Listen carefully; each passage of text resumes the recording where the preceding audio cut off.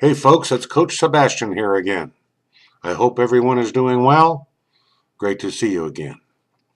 This time last year, I outlined 5 lessons that I taught Sam through tennis growing up that I thought could apply to your team as you embarked on a new year. As usual, Sam didn't listen to a damn word I said, and you guys had a bad year. And once again, I had to bail him out of a jam throughout the year and help him get through it. But that's what dads and coaches are for, I guess. So, I thought it might be helpful if I shared with you the 5 comeback lessons I worked on with your boss throughout the year. Maybe he'll listen to his daddy for a change, and you guys will continue some of the recent momentum it sounds like you are starting to build. Number 1, 0-0. Sam, you always got out of the gate very quickly in your matches. But then, when you were up 4-1, or 5-2, or 5-0, you'd get complacent. You'd get too loose and too cocky.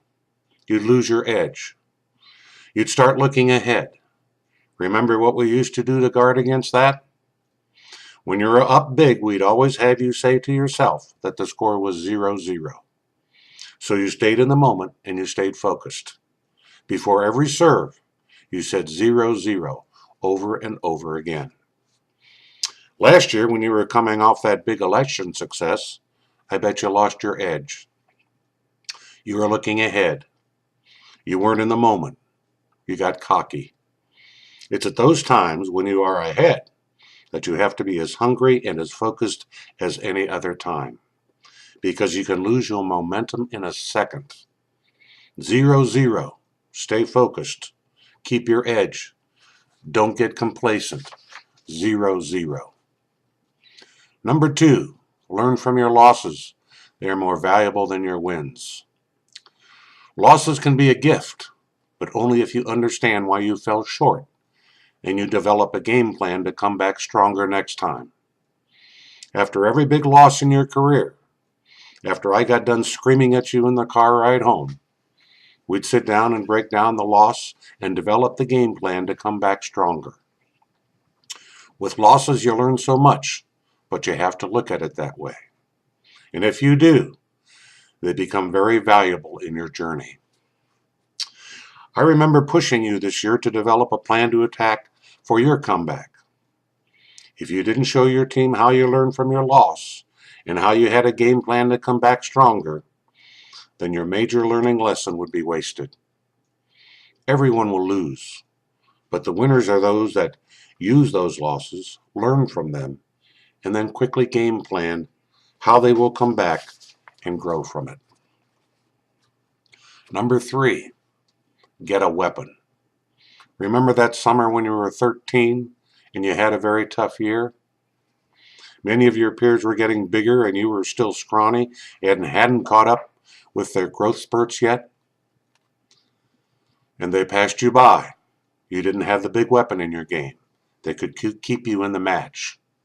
You needed a big weapon, a bigger serve, a great net game, something that you could always rely on.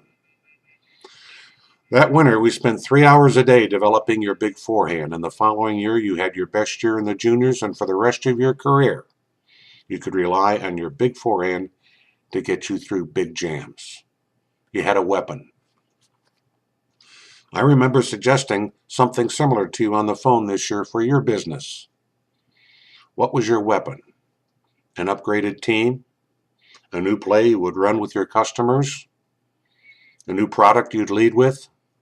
Whatever it was going to be, you needed to find it and expose it. And that new team or new product could get you out of jams for a long time. You needed to get a weapon.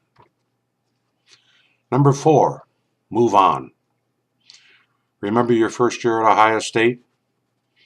You'd always take losing so hard, and I remember after your first big loss, you were sulking around the locker room. Coach Daly took you aside and said you needed to lose and move on. In college tennis, you play 40-plus matches a year, and you had to quickly move on to the next one and not take the loss to heart so much. Sure, you needed to analyze it and improve upon it, but it couldn't live with you. You had to be resilient, move on, and live to fight another day. And the same went for you this year at Google. I was sick of hearing you moan about your year on the phone. And I remember telling you, snap out of it, move on. Lose, learn, and move on. Convert that negative energy to positive and move on. Number 5, set the tone. The week before the state tournament, your senior year in high school, remember that practice we had? The team was so tight, nervous, and anxious, they needed a pressure release. I told you as captain to set a loose tune for the entire day, and the team fed off your energy. You screwed around the entire day, taking batting practice with tennis balls, smiling and joking with the guys, and showing them your supreme confidence that we were ready as a team. They needed that. They needed to see from their leader that they were ready. We were loose and we were confident. You had to set the tone for the situation as the leader. The same goes for you now with your team. Each situation will require a slightly different attitude and tone. But make no mistake, the team will look to you for that tone, and they will feed off whatever energy you are giving off. In the worst of times or the biggest pressure situations, you need to portray confidence, remain upbeat, and smile for your team. Know the situation and set the tone. Okay, folks, there you have it. Some of my comeback lessons for Sam this year. I hope this is helpful.